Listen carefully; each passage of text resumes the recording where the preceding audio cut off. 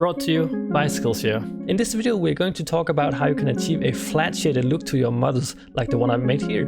We're also going to be learning a few new concepts in 3D and expand a little bit on some previous concepts as well. One of the first thing I want to take a look at is how we can find a color palette for our model. Then I want to have a brief introduction on how to work with UVs. We're going to be setting up the viewport so it looks flat shaded like it does here on mine. And then I want to do a little bit of modeling to practice and expand our modeling workflow. In the last video I talked about the very basics of how to edit models in Blender, so if you're not already familiar with how to edit models in Blender, I would suggest checking that video out. Alright, let's get into it. Before we get started, I just want to show a few screenshots of game using this style, so I can give you a bit of an idea of what you can achieve and how to put this style to use. As you can see here, it's a very easy style for the eye, and it's really showcasing how less is more. Another great thing about this style is that it's probably one of the most easiest way to color your models and make them look good very easily. Therefore, this style is what I want to introduce you to first, and it works very well for games as it does not take up a lot of performance use, like something that's very hyper-realistic would. Overall, it's just a very simple, easy and cute style. The first thing we need to do in order to do this style is have ourselves a color palette. You can find these online or make one by yourself. The one you see on the left here is one that I made myself, and the one you see on the right side is a pre-made palette that I downloaded. I won't be showing you how to create your own gradient map like mine on the left here, as that would be a whole video on itself, but worry not, pre-made palettes can give you the exact same result as the one that I made myself, even if you don't see these gradients on the pre-made palette. But I'll talk a little bit more about that when we start implementing a palette. Let's move on and I'll show you my favorite place to find a palette and how we implement them into Blender. I use this website here called Lospec to find all my palettes. I'll have a link to this down in a pinned comment. Now let's check out the palette list here. If you're not sure what you're looking for, let me give you a few things that you can keep in mind as you're looking for a palette. We use a palette to keep a kind of consistency in our model and scene. You can think of it as a way of setting a mood almost. Do you want bright and happy colors or dark and moody colors? Well, if I'm making something cute and happy looking, I'll probably want to go for some bright colors. But on the other hand, if I'm making something more dark and gritty, I should probably look for something more dark and dim. In the end, there's really no rules to this, and you should really just pick whatever you want. But it can be a good idea to think a little bit about what color palettes can enhance in your model. Now, for what I want to do today is something more cute and colorful. So let's find a bright palette. I've found this palette that I've used before called Wine's Flexible Line Ramps, and it's something that I really like. Now, when we click on the palette, we can download it if we scroll down a little bit. And the one that we want to download here is the PNG X1. Now all you want to do is save this very tiny image here, and we are ready to import it into Blender. So in order to add the palette that we just downloaded into Blender, we need to make a material and apply it to the model. And that may be a completely new concept to you if this series is your introduction to Blender. You can find the material tab over here to the right in the properties tab that we talked a little bit about in a previous video. So what is a material? I won't go into extreme details about materials in this video, as this style doesn't really use materials to its fullest function. And yet another reason that I think it's a good starting point if you are a beginner. But I just want to give you a basic idea what a material is. And you can think about it this way. What material is your product made of? Is it made of something like plastic, some kind of metal, or maybe even glass? That is the stuff that we determine with a material. If we were to do something more advanced, those are some of the settings that we would like to tweak. But because this style is flat shaded, and we don't really need any specifications for the material, we're just going to make one universal material that we'll be using for everything. This keeps it minimalistic, simple, and extremely beginner friendly. Alright, enough talking, let's apply the palette to our model. So you can see here after clicking on the material tab, we have a lot of information here. The top part here is all the current materials we have attached to our model. This next bit we have here is our material settings, and by default Blender comes with this very advanced material on it. There is a lot of information going on here that we don't need for this simple style. So first of all, let's change it to something a bit more simple. At the very top of this surface tab here, you can see we have a button called surface. When I click on this button here, you can see a list of different types of surfaces that I can attach to this material. And you can see there's quite a lot of options here. The one that makes this the easiest for us right now is this emission surface shader, and after clicking on it you can see our surface shader now only have 2 options, rather than a ton of options. The main option we are going to focus on is this color option. This color option here can be found in pretty much most of these surface shaders that we have here, as this simply just determine the color of our model. But we don't want to use just a single color, but rather a palette to select our colors. And now we're actually going to add the palette that we just downloaded earlier into Blender. If you look to the right of this color option here, you can see a little button with a circle on it. Clicking on it will open up a few options for us on how we want to manage the color option. The option we want to use for this is the image textures, because we want an image to determine the color of our model. Now after clicking on it, you can see our color option here expanded, and we now have some new options. The main thing we want to think about is two of these three buttons here. The button here all the way to the left with a little image icon on it is a drop-down menu where you can find all the images that you have added into Blender. As we don't have any images added yet, this is obviously empty. The button New will create a blank image into Blender, but that's no good for us right now as we want to load an existing image into Blender. And you can do that with the Open button. When we click on the Open button, a file browser window will open up, and here we simply navigate to the folder where you saved the image texture that we downloaded earlier. When you find on it, simply double click on it, and the image will load into our color option here.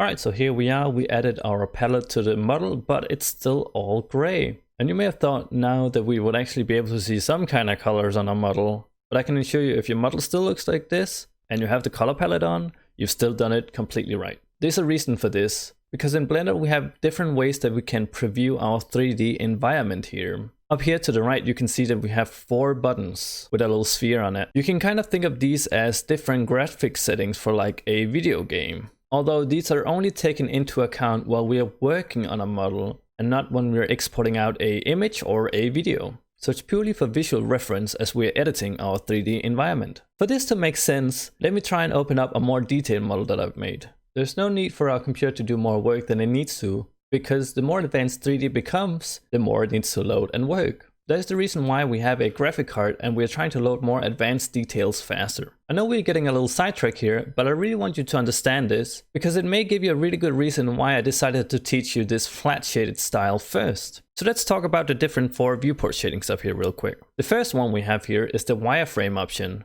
Here we are lowering our settings as much as possible in the viewport, and we're just seeing the bare bones of our 3D environment. Fun fact, this is how you used to model 3D back in the early days of 3D. Can you imagine that? The next viewport we have here is the solid shading. This is the most general way of editing your model, as we're just focusing on how the 3D looks and not on the texture and materials. The next mode we have here is material preview. Earlier I talked a little bit about different materials that our model could be made out of, and here's a little bit of an idea of that. You can see I have a metallic material on it as well as a plastic material on it, and here I can preview how those materials look on the model or if I need to change them a little bit. And the last viewport shading we have here is the rendered view.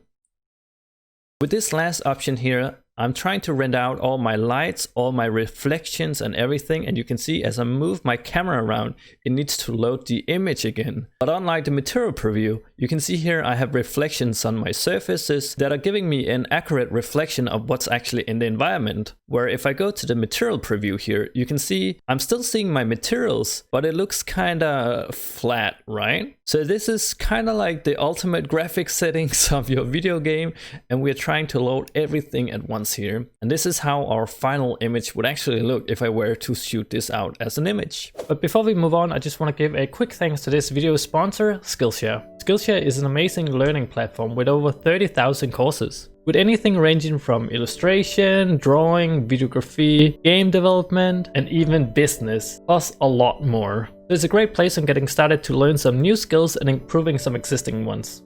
In this video, I highly recommend a course by a content creator who goes by Thomas Frank. I've been following Thomas for quite some while now, and he has a great course on how to build good habits and increase your productivity. Honestly, you can never learn and improve enough. And the great thing is you can do all this today without spending a single coin. Using my link in the description, the first 1,000 of you guys will get 2 months completely for free with unlimited access to all the Skillshare courses. So that should give you plenty of time to really soak in everything that Skillshare have to offer. Alright, so now if we go back to our model and then go into the render view, it should now load the image texture that we applied to the model. And next up, I want to show you how we can actually control this image texture on our 3D model. So next up here, I want to take my mouse down and hold it between the timeline and the viewport here. And you can see if I click here, I can drag my window up and down. So I just want to give the timeline a little more space. And the reason I want to do that, it's not because I want to use the timeline, but in fact, I want to change this timeline to something else. If you look here at the corner of each of these windows here, you can see it has a little icon on it. This icon here represents a different editor type. So if I click on the timeline icon here, I can change that into something else. And the one that I want to use in this case is the UV editor. Now you can see we have these 3 buttons here that we also had when we were going to load in the texture to our color. And that's because we can open up an image here, create a new image, or load an existing image. Because we already loaded the texture into Blender, I don't need to find it on my desktop again. I can simply find it from this drop-down menu and select it. And you can now see I have my color palette here at the bottom of the screen. It's still quite small though, so if I take my mouse here and I can simply just scroll in with my mouse wheel to make it bigger. And if you want to, you can adjust it a little bit so it doesn't take up as much space. Now with that done, let's head into edit mode by pressing the tab on our keyboard. And I'm going to go into face select by pressing the number 3. And you can see I can now select the faces here on my 3D model again.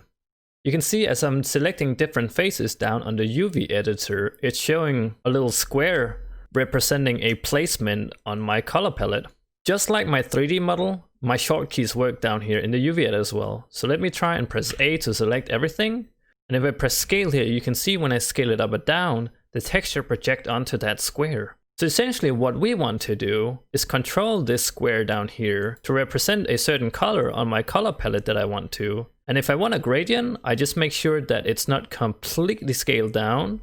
And you can see if I go out of edit mode, it has a little bit of a gradient on it. Or if I just want a completely flat color, I can select this, scale it, and then press 0.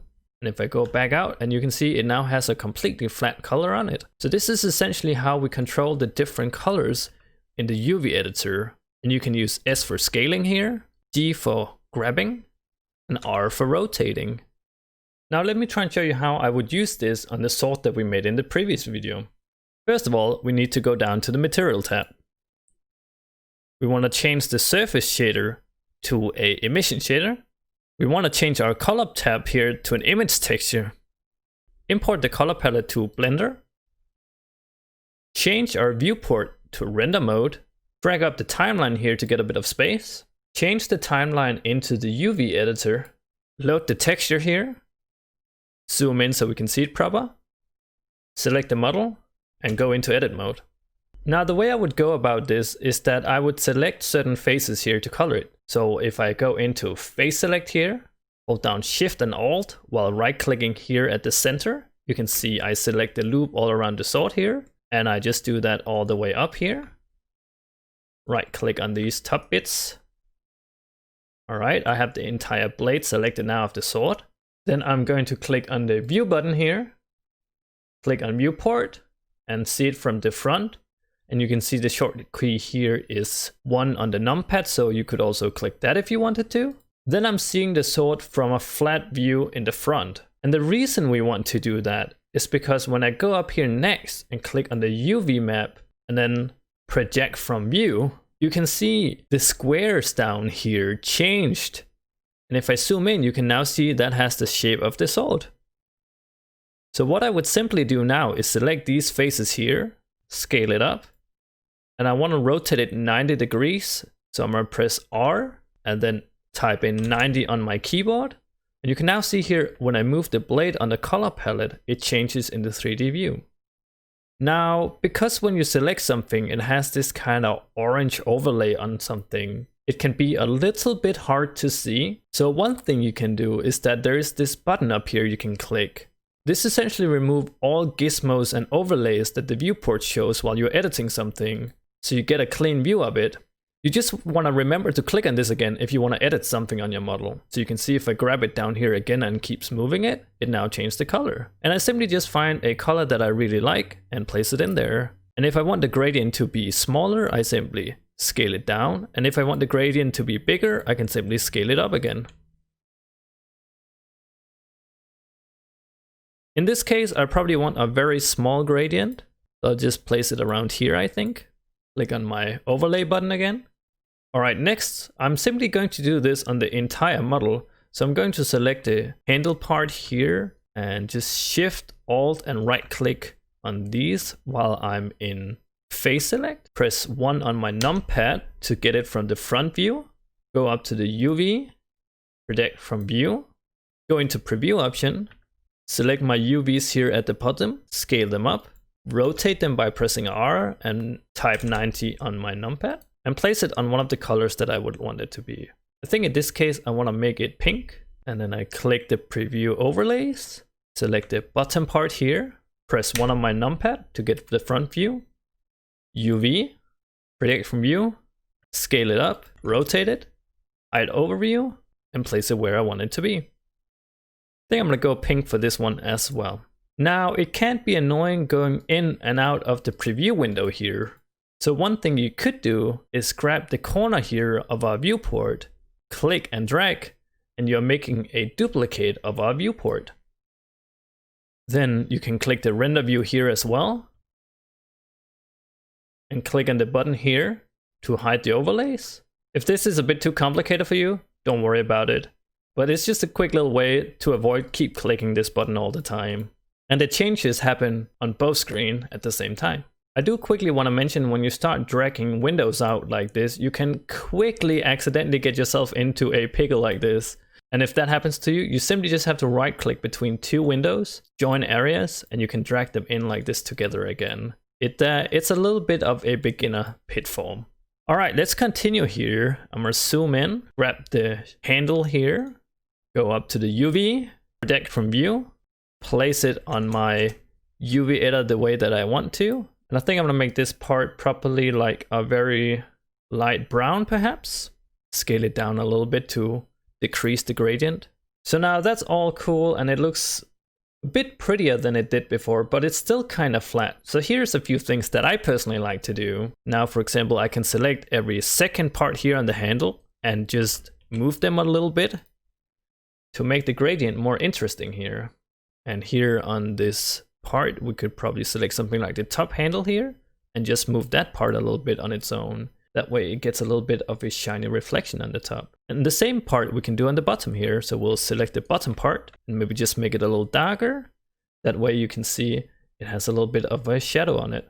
And I simply just press G down here when I want to move the UVs. And that's the most basic workflow of how we control these gradients on a 3D model. Alright, so now that we have used this technique on the model that we already made, how about I just expand a little bit on the editing part of Blender, and I'll show you a few new tips and tricks when we edit.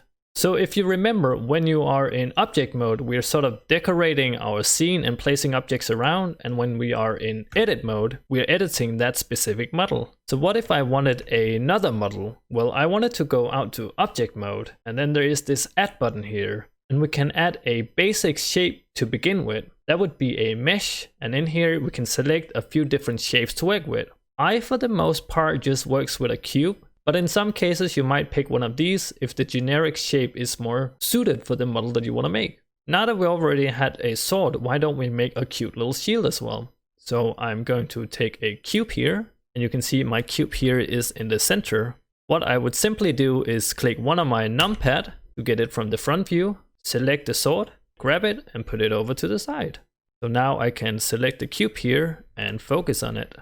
Now, if your cube wasn't created in the center like mine, it may be because that you can see I have this little cursor I can move around as I left click in my viewport. That's my 3D cursor. A lot of action is based on where the 3D cursor is. So if my 3D cursor is out here to the side and I create a new cube, you can see it creates it where the 3D cursor is. In order to move the 3D cursor back to the center, you can hold down Shift and S to open up your snap menu. And then you simply want to set the cursor to the world origin.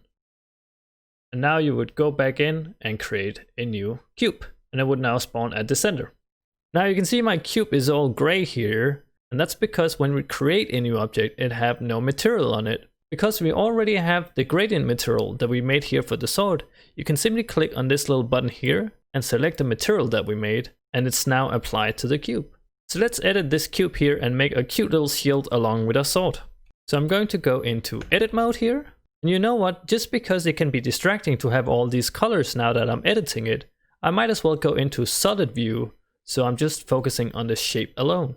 Now, when I model something, I like to try and make it as close to the shape that I want it to be with as little editing as possible. So I'm going to press S for scaling and then Z for only making it go up and down. And that seems to be a good height for a shield. Then I'm going to press S for scaling again, but this time I press X instead, just to scale it in the side direction only. So now I have a long flat cube here. If you remember in the last video, we could make a loop around a cube. You can do that with the short key Ctrl+R. And I think in this case, maybe 3 loops like this might be good. I'm gonna see it from the front view, and then I'll just scale it up again on the Z axis. Press G to grab it, and I wanna slide it down only. So press Z again to slide it only up and down. Something like this maybe. I'm going to grab the bottom part here. Take the front view again. Press G to grab it, and Z to only move it up and down. Here I have a little bit of a shape. Maybe we'll do something similar here with the top. Grab it and Z only. All right, so that's a pretty good shape here, but I want it to be a little more interesting on the side. So maybe if I take this edge here and shift right click to select that one, and we scale it, but I want to scale it on the sides only. So I press scale and then X to scale it only on the side view. Then I think I want to make a loop here in the middle like this. So Ctrl+R to make a loop, and then S for scaling, and X to only do it in the side view. I want this to have a little more dynamic shape on the front. So I'm going into face select here and selecting all the faces here in the front by holding down Shift and right clicking. Then I'm going to press I for insert faces. That's also something we talked about in the previous video. And then I have a good shape here.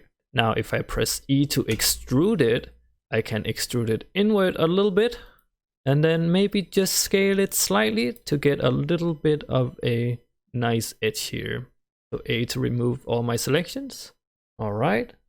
So here we got a pretty simple shield to go along with our sword here. So now I want to color this. So let's go into the render view again. All right, so like before, we just go into edit mode. And then we select the faces that we want to be a certain color. See it from the front view. Instead of going up here to UV, you can see the shortcut is U. So you could in theory just press U here and then project from view. And then we'll place this somewhere.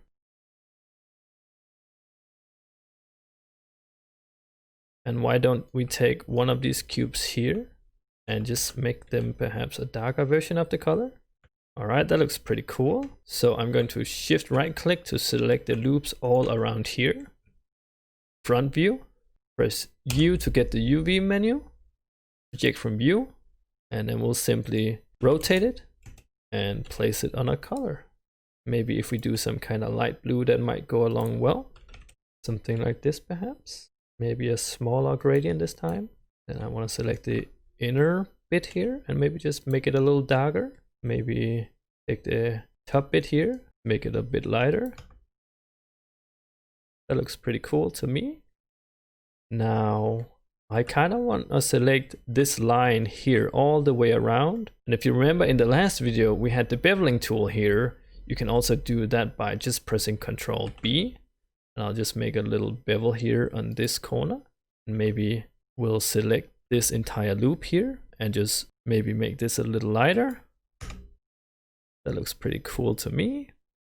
And then we can take the back part here. I kind of want to make a little insert face, kind of like we did on the front, like this.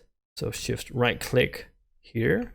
Now, if you press 1 on the numpad, you get the front view. There's no button that gives you the back view on the numpad. So what you have to do is hold down Control and then 1 on the numpad.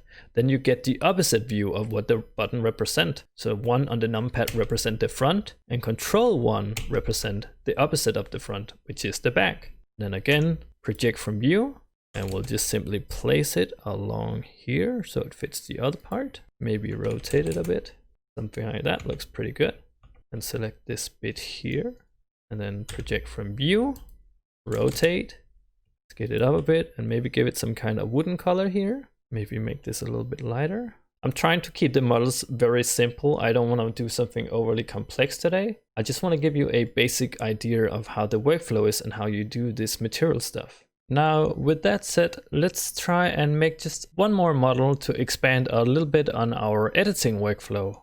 So I'm going into my front view, and one of the reasons I keep going into my front view on my side view, because it's the same as getting the moving gizmo here and move my object along one of these two axes here. But when I'm in the front view, I don't have to specify that, and when I press G to grab my object, it automatically moves along those two axes only. It's just a way that I really like to work, and I find it faster to flip between the side view and front view sometimes than having to press G and then Shift Y or Shift X or Shift Z, depending on which axis that I need to move it in. Anyway, let's create a new object, and if we want to make a magic wand, I think we probably want to make a cylinder this time because I want it to be quite long and round. Let me shift over to solid view real quick so we can get a better view of this. And I can see here on my cylinder it has a lot of faces on it. Because I want to keep this fairly low poly like the other models, I can change these settings here right after creating a new object. There's a little menu down here in the left corner I can open up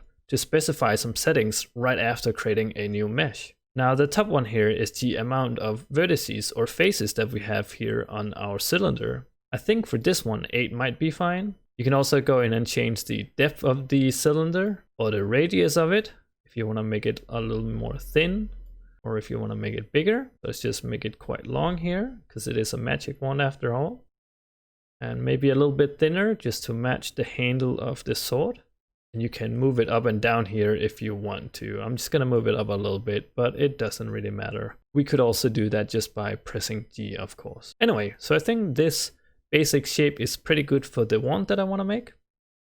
So let's just hide this menu again and go into edit mode, and let's start shaping out a magic wand. So let's go into front view here, and I think that I'm just going to make a few loops on it here. So I press Shift R to get my loop tool. And then I scroll on my mouse wheel just to get a few loops here. And I can position them, but I don't really want to. So I'm just going to right click after and place them there in the center. And then I think I'm going to go into the Edge Select here and just start to kind of play around with these a little bit. Make some kind of fun and interesting shape here. So Shift and Alt to select, move it up and down. And I'm just selecting the loops here and scaling it a little bit and moving them up and down. Make some kind of cute and interesting shape. Often I don't really have an idea when I go into something like this, and I just kind of experiment and try and change it around until I get something that I feel like look interesting to me. It's very much something you have to toy around with and get a feel for, of course. We can always make more loops if we want to. So you've seen me go out here to object mode and create a new basic shape. But we can also go into edit mode and we still have that add menu, and we can create a basic shape in here. Now, if I create something like a cube here, for an example, you can see that I can edit this cube while I can also edit this, and I kind of have two models within one. I've sometimes been asked if this is okay, and it's completely fine to do something like this. In fact, it's something you might want to do if you want to have different basic shapes attached to one model. It's not something you always have to do, but it's something you can do if you feel like these two shapes should always be together. Anyway, let me Control set this cube away. I think it could be cute if we make like a star up here on the top. But if I create a new object now, it creates it down here. And I want my object to be centered at this point here. So what I can do is I can go up here, select my face option, select this top face here. And like we snap the cursor to the world origin with the Shift and S menu here, we can snap our cursor to our selection. So if I click that now, you can see my 3D cursor now is exactly in the center of the selection here. And if I create a new object, it spawns exactly in the center of that. Now I don't want to use a cube because I want to make a star up here. To be honest, I don't quite know how to explain to make a star, but the way I think about it is that a star is basically a cylinder with 10 faces and it's rotated toward me 90 degrees. Now this is a little too deep for me, so let me try and shrink it in a little bit. And this will make sense in just a bit if I scale it up here. The reason I make a cylinder here is because I know a star have 10 points. Some of them are going inwards and some of them are going outwards. See here, if I select every second line here, take the front view and scale them in here on this axis here, I turn it into a star. Honestly, I'm not quite sure how to explain this process here of thinking, but I guess one way I can say it is that I always try and narrow down each shape to the most basic form I can and figure out how I can create that shape with one of these basic shapes that Blender allows me to use. It requires a little bit of a creative thinking that you'll get used to over time. Anyway, I want to take every pointy bit here, I think, and maybe just scale it in the y-axis to make it a little smaller here. And that gives me a cute little star shape top on my wand. Now let's try and add a few more basic shapes to our wand just for practice reason. So I'm going to the edge tool here and just grab a random loop, Shift and S to get my snapping tool and set my cursor to my selection. Add a new mesh and maybe just a cube this time. And let's try and do something interesting with this cube. Maybe rotate it 45 degrees on the Z axis. And I think that's fine for this. So let's minimize that. Perhaps making it a little thinner by pressing S for scaling and Z for scaling it up and down. And Control R to maybe make a loop here in the center. And just right click. Maybe just scale that out a little bit.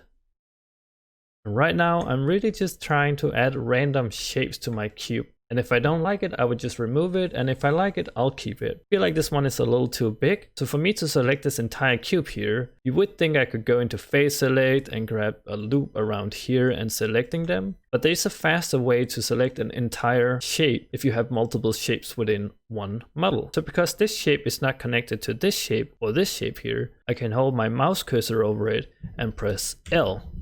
Now this is called selected link, and basically you can use this to select an entire mesh that is part of one object within a model. And you can of course press A to remove your selection and L to select a different one. Anyway, I just want to select this cube down here and then I want to make a duplicate of it. You can go up here to mesh and select duplicate, or you can press the short key Shift D, and right after pressing Shift D you can see it automatically grabs your new duplicate. You can then press something like Z to move it up and down, or X to move it sideways, or Y to move it forward and backwards. Now I want to move mine up a little bit here, so I'm just going to press Z, maybe place it here, and S for scaling it down a little bit. And we're just doing a little bit of random placement here. So honestly, I kind of want the top one to be above the smaller one. So I'm going to remove my entire selection and select the bottom one, press D to grab it, Z to move it up,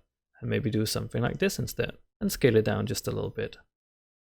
All right, how about we just start taking our basic wand here and move some of these edges around. So I'm going to select this edge loop here, go to front view, press G for grabbing, and X for moving it down, and maybe just kind of like make some loops around here with Control R and scale it up and down in various ways. Grab it, set to move it up, and we're just kind of like grabbing different parts here and scaling them up and down until we get some kind of interesting shape that we really like.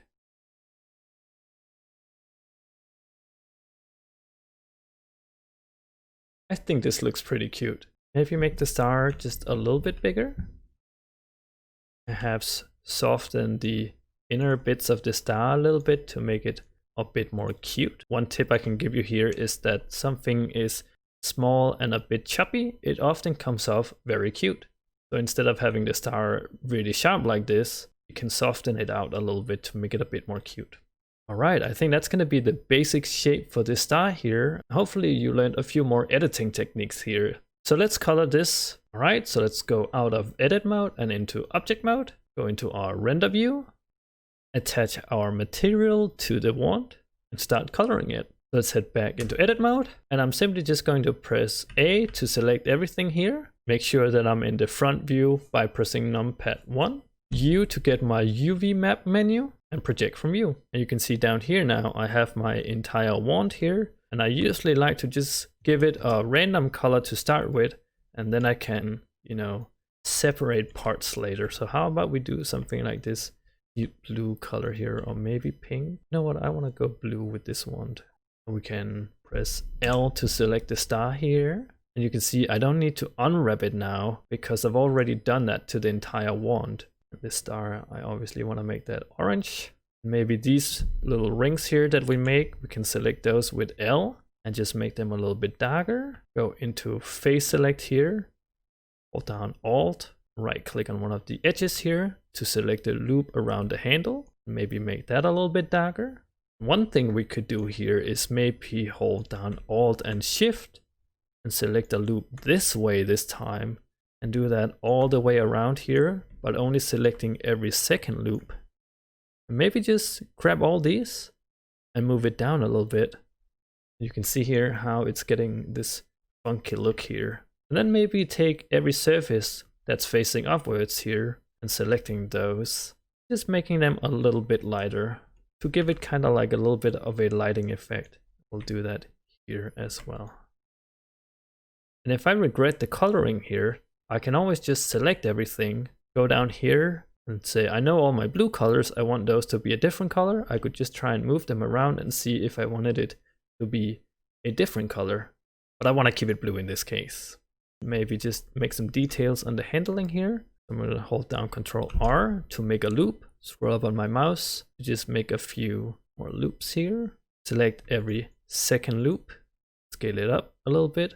Hold down Shift and Z to only scale it in the X and Y direction. Select the top surfaces here. Make them a little lighter. Maybe take this ring here around the blue and make that quite darker. Scale this up a little bit. Maybe just scale this bit down a little bit again. Kind of want to make a little ring here, so I'm going to select this loop here with my edge tool. Control B to bevel this selection here. And I can simply just select this and move it around as well.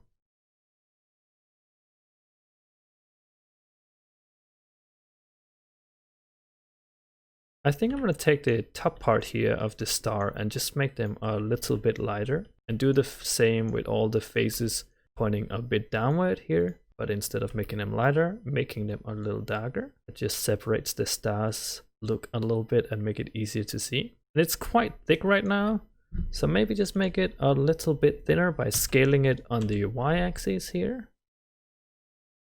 Alright, so I'm really happy with these three simple items that we made here. A little advanced for a beginner, but hopefully you learn quite a lot in this video. So next up, I just want to change the background color. I want to post these three items, set up a camera, export out an image that we can then upload online. So in order to change the background color, what we have to do is go over here to our property window and click on this little globe here, and that's our world properties. In here you can see we have a color tab as well, and we can use this to change the background color of the environment.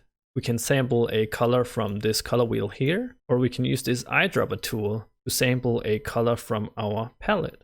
And I think I'm gonna sample this very dark muted green. Contrasts quite well with my items, I feel. So next up, let's post them real quick. So in this case, I'm gonna go into front view and just post them real quick here. Maybe do something like this. Set the shield there and go into the side view. Maybe turn the wand back a little bit like this and move it up. Hold down Control and 3 on the numpad to see it from the opposite side and turn the sword a little bit. Front view. Maybe rotate the shield a bit. Side view with 3 numpad. Something like this. Front view. And I think we have an interesting simple little pose here. So all we need to do now is add a camera and take an image of our 3D models. So just like when we add a model, we go up here to the add menu, but rather than adding a mesh this time, we simply just want to go down here and add a camera. And you can see it creates a little camera here at my 3D cursor. So next up, I want to be able to see what the camera actually sees. So my other viewport over here, I'm going to go up to the view menu. And then down here, we have an option called cameras, active camera. You can see I can also press the numpad 0. Now I see what the cameras see over here. Now I can see my camera is looking out to the dark abyss of the 3D world that I've created here. So we can use our grab tool here to just post it back here. And the front view.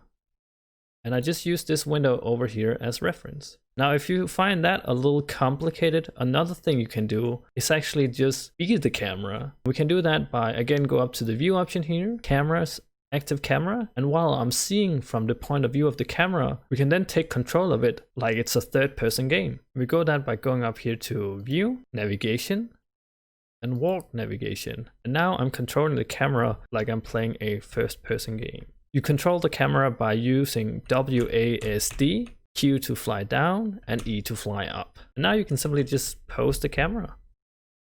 Here, that looks fine to me. And then left click to accept. And all we have to do now is press F12 on our keyboard, and we render out an image. And in order to save this image on our desktop, you go up here to the image menu, and you save as. Now you just place it somewhere where you want to save it.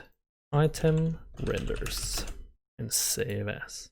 Now we can do more with the camera and the rendering option, but I think this is fine for now. Anyway, thank you so much for watching this video, guys. It's very important for me to keep these videos completely free for everyone. So if you want to support me a little bit financially, I've left a few links down below where you can give a small contribution. Now, that was a little bit of a mouthful of a video. Hopefully you learned something from this. There is a lot of information in this video, so this might be one of those videos that you want to watch twice, just to make sure that you really got the hang of everything.